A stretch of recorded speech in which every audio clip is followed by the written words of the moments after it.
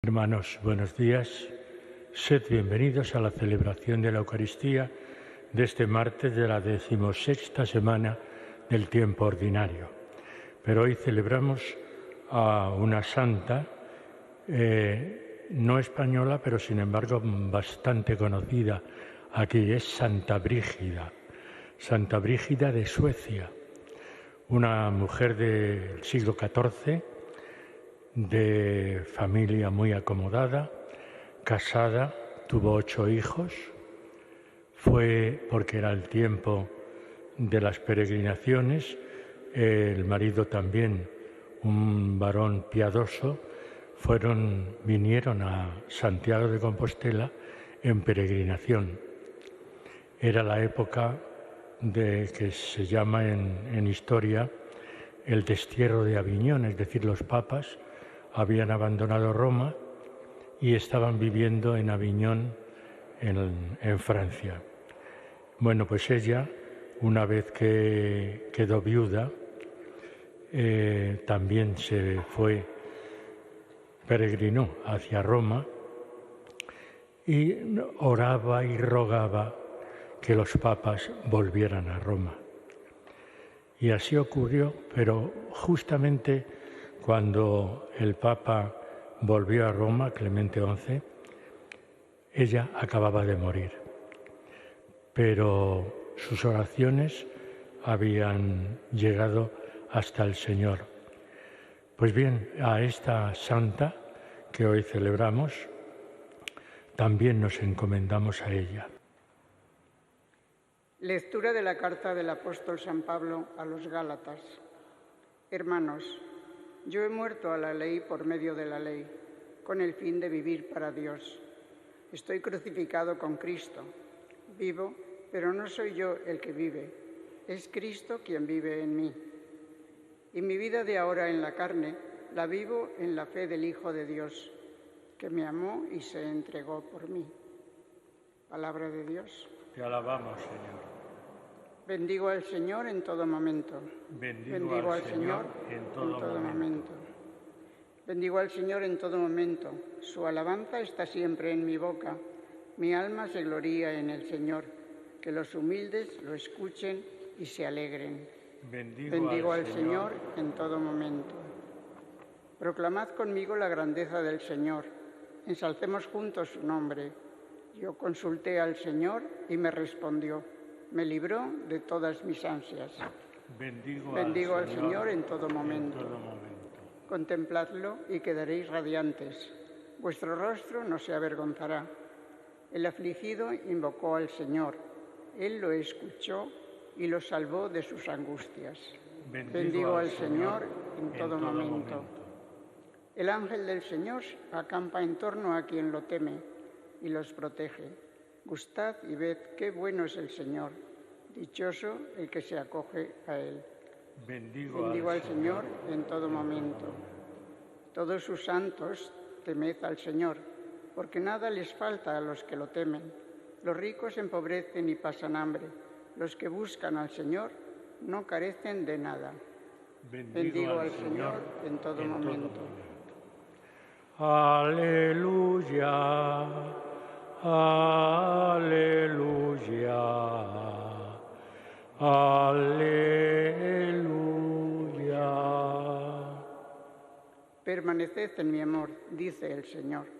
El que permanece en mí y yo en él, ese da fruto abundante.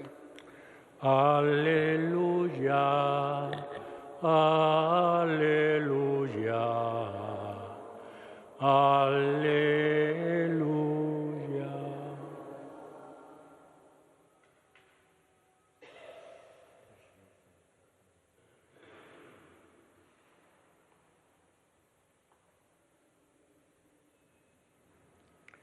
El Señor esté con vosotros.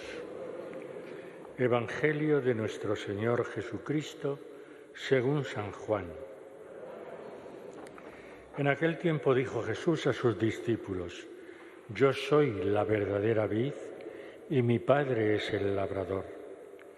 A todo sarmiento que no da fruto en mí lo arranca, y a todo el que da fruto lo poda para que dé más fruto. Vosotros ya estáis limpios por la palabra que os he hablado. Permaneced en mí y yo en vosotros. Como el sarmiento no puede dar fruto por sí si no permanece en la vid, así tampoco vosotros si no permanecéis en mí. Yo soy la vid, vosotros los sarmientos. El que permanece en mí y yo en él, ese da fruto abundante, porque sin mí no podéis hacer nada. Al que no permanece en mí lo tiran fuera, como al sarmiento, y se seca.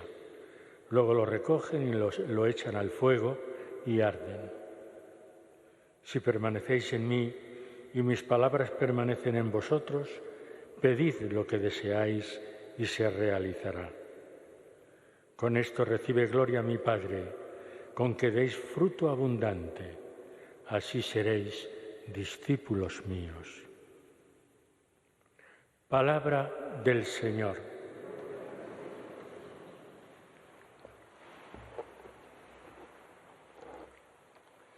La primera lectura de hoy de la carta a los Gálatas insiste, como casi toda la carta a los Gálatas, llamada también la carta de la libertad, porque nos está explicando a lo largo de toda la carta cómo el que ha encontrado a Jesús, ese ya no depende de la ley. La ley, dice él, era como una especie de esclavitud y ahora Cristo nos da la libertad. No es que desprecie la ley, ni mucho menos, pero siempre que la ley esté a favor del hombre, a favor de este hombre que anhela la libertad. Y por eso nos dice hoy en este breve fragmento de la carta a los Gálatas, nos dice: hermanos, yo he muerto a la ley por medio de la ley, con el fin de vivir para Dios. A través de la ley ha logrado llegar al encuentro con Dios y ahora ya no es que desprecie la ley, pero ya vive solo y exclusivamente para Dios. Nos dice él: estoy crucificado con Cristo, vivo, pero no soy yo el que vive, es Cristo quien vive en mí.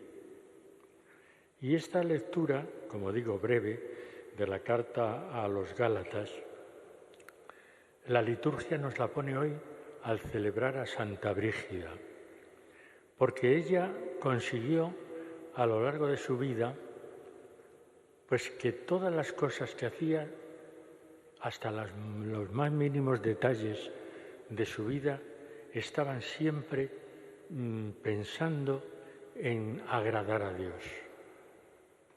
Como digo, una mujer casada felizmente, con 8 hijos, nada menos, casada con un varón también muy piadoso.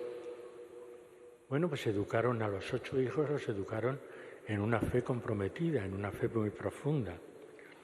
Y, como digo, en el siglo XIV, que es cuando ellos vivieron, era cuando empezaban a estar de moda, digamos, las peregrinaciones a lugares santos. El primer lugar que peregrinaron fue a Santiago de Compostela, donde ahí encontraron también en el apóstol Santiago, que por cierto vamos a celebrar esta misma semana, encontraron en Santiago también el compromiso con la fe. Y una vez viuda, muerto su marido, también siguió peregrinando, porque también peregrinó a Tierra Santa, y cuando llegó a Roma, como los papas en aquel momento estaban en Aviñón, ella, que había idealizado un poco a Roma, se la encontró hecha un desastre.